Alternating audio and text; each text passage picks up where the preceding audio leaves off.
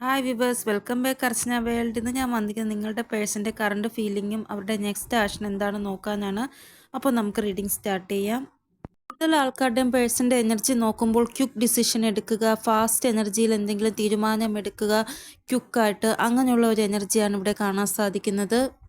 ഈ ഒരു സിറ്റുവേഷനിൽ ആക്ഷൻ എടുക്കണമെന്നുണ്ട്, സഫറിങ്ങിലുമാണ്, കൂടാതെ കൺഫ്യൂഷനിലുമാണിവർ. ഇവിടെ നിങ്ങളിൽ പല ആൾക്കാരുടെയും പേഴ്സൺ കുറേ നാളായിട്ട് ഭയങ്കരമായിട്ട് സഫറിങ് അനുഭവിച്ചുകൊണ്ടിരിക്കുകയാണ്. നിങ്ങൾ ഓൾറെഡി വെയിറ്റ് ചെയ്യുന്നുണ്ടായിരിക്കാം, കാരണം ഇവർ പറഞ്ഞിട്ടല്ലേ നിങ്ങൾ വെയിറ്റ് ചെയ്യുന്നത്. നിങ്ങൾ ഓൾറെഡി സഫറിങ് അനുഭവിച്ചുകൊണ്ടിരിക്കുകയാണ്. ഇവർ കാരണം നിങ്ങളിങ്ങനെ സഫറിങ് അനുഭവിച്ചുകൊണ്ടിരിക്കുകയാണ്. ഇവിടെ ഇവർ സഫറിങ് അനുഭവിക്കാനുള്ള കാരണം നിങ്ങൾക്ക് വേണ്ടിയാണ് ഇവർ സഫറിങ് അനുഭവിക്കുന്നത് എന്നാണ്. അതായത് മറ്റുള്ളവരുടെ മുന്നിൽ നിങ്ങൾക്ക് വേണ്ടി ഒരു ആക്ഷൻ എടുക്കണം, അതിനു വേണ്ടിയാണ് ഇവർ സഫറിങ് അനുഭവിക്കുന്നത്. ഇവിടെ മെയിനായിട്ട് ഇവർ കാരണം നിങ്ങൾ വളരെയധികം ദുഃഖം അനുഭവിക്കുന്നുണ്ട്. ആ ഒരു കാര്യമാണ് ഇവർ ഭയങ്കരമായിട്ട് സഫറിങ് അനുഭവിക്കുവാൻ വേണ്ടി പ്രേരിപ്പിക്കുന്നത്. കാരണം നിങ്ങൾ ഇവരെ സ്നേഹിച്ചത് കൊണ്ടല്ലേ ഇപ്പോൾ ഇത്രമാത്രം സഫറിങ് നിങ്ങൾ അനുഭവിക്കുന്നത്. ഇവർ ആഗ്രഹിക്കുന്നത് നിങ്ങളുടെ ദുഃഖമെല്ലാം അവസാനിക്കണമെന്നാണ്. അതുകൊണ്ടാണ് ഇവിടെ സ്റ്റാൻഡ് യുവർ ഗ്രൗണ്ടിൻ്റെ ആ ഒരു എനർജി കാണാൻ സാധിക്കുന്നത്. ഇവിടെ ഇവർ നിങ്ങൾക്ക് വേണ്ടിയും ഈ ഒരു റിലേഷൻഷിപ്പിന് വേണ്ടിയും വർക്ക് ചെയ്യുവാൻ ആഗ്രഹിക്കുകയാണ്, സ്റ്റാൻഡ് എടുക്കുവാൻ ആഗ്രഹിക്കുകയാണ്. ഇവിടെ ഇവർക്ക് തോന്നുന്നത് കംപ്ലീഷൻ്റെ ആ ഒരു എനർജിയിലാണ് ഇവർ ഉള്ളത് എന്നാണ്. അതായത് നിങ്ങളിൽ നിന്ന് ദൂരെ പോയിട്ട് പോലും ഇവർ നിങ്ങളിൽ നിന്ന് ദൂരെയാണ് എന്ന് ഇവർക്ക് തോന്നുന്നില്ല. എപ്പോഴും നിങ്ങളുടെ എനർജി ഇവരുടെ കൂടെ തന്നെയുണ്ട്. അപ്പോൾ ഇവർക്കൊരു കംപ്ലീഷൻ്റെ ആ ഒരു തോന്നലാണ് എപ്പോഴും തോന്നുന്നത്. കുറേ ആൾക്കാരുടെ പേഴ്സൻ്റെ കോൾ മെസ്സേജ് റിസീവ് ആയിട്ടുണ്ട് എന്നാണ് ഇവിടെ കാണാൻ സാധിക്കുന്നത്. അതായത് നോ കോൺടാക്ട് സിറ്റുവേഷനിലായവർക്ക് അവരുടെ പേഴ്സൻ്റെ കോളോ മെസ്സേജോ റിസീവ് ആയതായിട്ടാണ് കാണാൻ സാധിക്കുന്നത്. ഇവിടെ നിങ്ങളുടെ പേഴ്സൻ്റെ ഭാഗത്തുനിന്ന് ഒരു ജസ്റ്റിസ് നിങ്ങൾക്ക് കിട്ടുന്നതാണ്. ഇതുവരെയും കിട്ടാത്തവർക്ക് നിങ്ങൾ ഹോപ്പ്ഫുള്ളായിട്ടിരിക്കുക. ഇവിടെ എന്ത് തേർഡ് പാർട്ടി സിറ്റുവേഷൻ ആയാലും ഇവർ ഒരു ഡിസിഷൻ എടുക്കാൻ പോകുന്നു ആ ഒരു തേർഡ് പാർട്ടി സിറ്റുവേഷന് വേണ്ടി എന്നാണ് ഇവിടെ കാണാൻ സാധിക്കുന്നത്. ഇവിടെ നിങ്ങളുടെ പേഴ്സൺ ഏതെങ്കിലും ലീഗൽ സിറ്റുവേഷനിൽ സ്റ്റക്കായിട്ടിരിക്കുന്നുണ്ട് എങ്കിൽ ആ ഒരു ലീഗൽ സിറ്റുവേഷനിൽ നിന്ന് പുറത്ത് വരുന്നതായിട്ടും കാണാൻ സാധിക്കുന്നു. അതായത് ലീഗലി ചിലപ്പോൾ ആ ഒരു വ്യക്തിയുമായിട്ട് ഇവർ പിരിയുന്നതാണ്. ഡിവോഴ്സ് കേസ് നടക്കുന്നുണ്ട് എങ്കിൽ കോടതിയുടെ ആ ഒരു ഇഷ്ടപ്രകാരം ഇവർ പിരിയുന്നതായിട്ട് ഇവിടെ കാണാൻ സാധിക്കുന്നു. അപ്പോൾ നിങ്ങളുടെ പേഴ്സൺ എല്ലാ അർത്ഥത്തിലും റെഡിയായിട്ടിരിക്കുകയാണ് നിങ്ങളുമായിട്ട് ഒന്നാവാൻ. ഏത് തരത്തിലും തേർഡ് പാർട്ടിയുമായിട്ട് എന്ത് ബന്ധം വേണമെങ്കിലും അവസാനിപ്പിക്കാൻ ഇവർ തയ്യാറായിട്ടാണ് ഇരിക്കുന്നത്. ഇനി ഇവർ ആരെയും പേടിക്കുന്നില്ല. എൻ്റെ തീരുമാനം എന്താണോ അത് നടപ്പിലാക്കും എന്നുള്ള എനർജിയിലാണ് ഇവർ ഉള്ളത്. ഇവർ എന്ത് ഡിസിഷനാണോ എടുത്തേക്കുന്നത് അത് എത്രയും പെട്ടെന്ന് ആക്ഷനിൽ കൊണ്ടുവരണമെന്നാണ് ഇവർ ആഗ്രഹിക്കുന്നത്.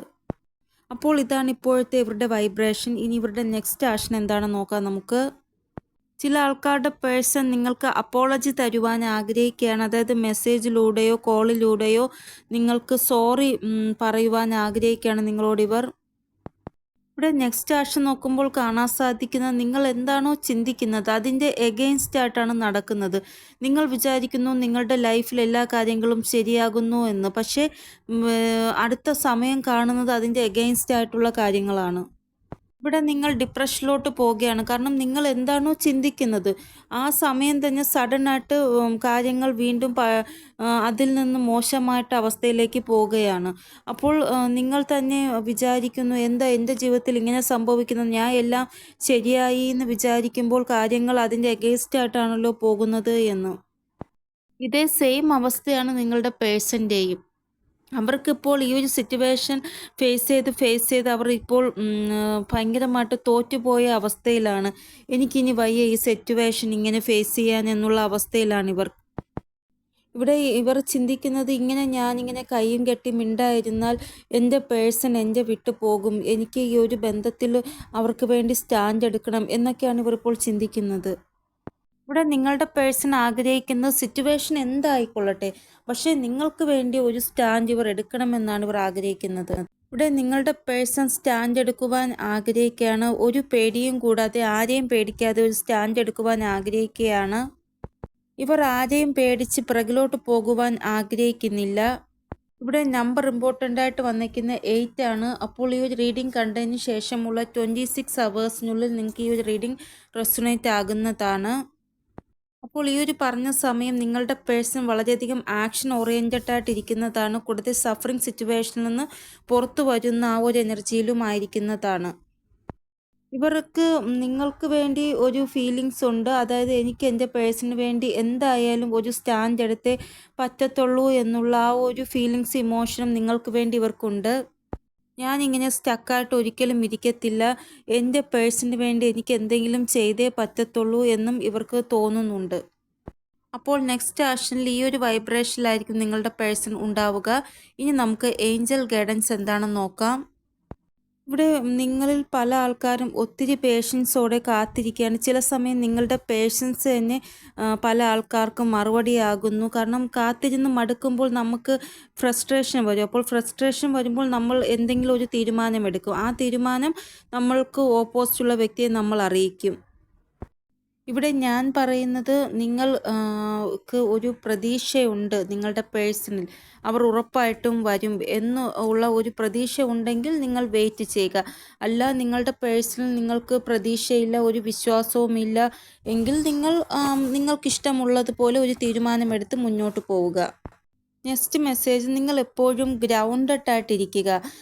ഭയങ്കരമായിട്ട് ദേഷ്യത്തിലും ഒന്നും ഇരിക്കാതെ ഗ്രൗണ്ടഡ് ആയിട്ടിരിക്കുവാനാണ് ഏഞ്ചൽസ് പറയുന്നത്. നെക്സ്റ്റ് മെസ്സേജ്, നിങ്ങളെ ആരെങ്കിലും വേദനിപ്പിച്ചിട്ടുണ്ടെങ്കിലോ ചതിച്ചിട്ടുണ്ടെങ്കിലോ അവർക്ക് നിങ്ങൾ മാപ്പ് കൊടുക്കുക, ഫൊർഗീവ് ചെയ്യുക. നമ്മൾ അവരോട് ദേഷ്യവും പകയും വച്ചുകൊണ്ടിരിക്കുകയാണ് എങ്കിൽ പിന്നെ അതൊരു കർമ്മയായി മാറും. അതുകൊണ്ട് നമ്മളോട് ആരെന്ത് തെറ്റ് ചെയ്തോ അത് മാപ്പ് കൊടുക്കുക, ഫൊർഗീവ് ചെയ്യുക നിങ്ങൾ. എന്നിട്ട് ജീവിതത്തിൽ മുന്നോട്ട് പോവുക. സ്റ്റക്കായിട്ട് ഒരിക്കലും ഇരിക്കരുത്. നമ്മൾ വെറും കൈയോടെയാണ് ഈ ഭൂമിയിൽ വന്നത്. നമ്മളുടെ കർമ്മ മാത്രമാണ് നമുക്കപ്പോൾ ഉണ്ടായിരുന്നത്. അതായത് കഴിഞ്ഞ ജന്മത്തിൽ നമ്മൾ എന്ത് കർമ്മയാണോ ചെയ്തത് ആ ഒരു കർമ്മയുമായിട്ടാണ് നമ്മൾ ഈ ഭൂമിയിൽ വന്നത്. നമ്മൾ പോകുമ്പോഴും നമുക്ക് എന്തെങ്കിലും ഒരു കർമ്മം ഉണ്ടായിരിക്കും. അതുകൊണ്ട് നമ്മൾ ഈ മോശം കർമ്മ കൂടുതൽ സമ്പാദിക്കാതെ നല്ല കർമാസ് മാത്രം സമ്പാദിക്കുക. നെക്സ്റ്റ് മെസ്സേജ്, നിങ്ങൾ നിങ്ങളുടെ പ്രയോറിറ്റിയിൽ കൂടുതലായിട്ട് ഫോക്കസ് ചെയ്യാനാണ് പറയുന്ന ഏഞ്ചൽസ്. അതായത് നിങ്ങൾക്ക് ലൈഫിൽ എന്തെങ്കിലും പ്രയോറിറ്റീസ് ഉണ്ടെങ്കിൽ അതിൽ കൂടുതലായിട്ട് ശ്രദ്ധ കേന്ദ്രീകരിക്കാനാണ് ഏഞ്ചൽസ് പറയുന്നത്. ഇവിടെ നിങ്ങൾ ആർക്കാണോ വാല്യൂ കൊടുക്കുന്നത് അതേപോലെ തിരിച്ചും നിങ്ങൾക്ക് വാല്യൂ കിട്ടുന്നുണ്ട് എങ്കിൽ അവർക്ക് വേണ്ടി നിങ്ങൾ കൂടുതലായിട്ടും എന്തെങ്കിലും കാര്യം അവർക്ക് വേണ്ടി നിങ്ങൾ പ്രയോറിറ്റി കൊടുത്ത് ഫോക്കസ് ചെയ്യുക. അതായത് ഈക്വൽ ഗിവ് ആൻഡ് ടേക്ക് പോളിസിയാണ് നിങ്ങളുടെ റിലേഷൻഷിപ്പിലുള്ളത് എങ്കിൽ നിങ്ങൾ അതിനനുസരിച്ചുള്ള പ്രയോറിറ്റി അവർക്ക് കൊടുക്കുക.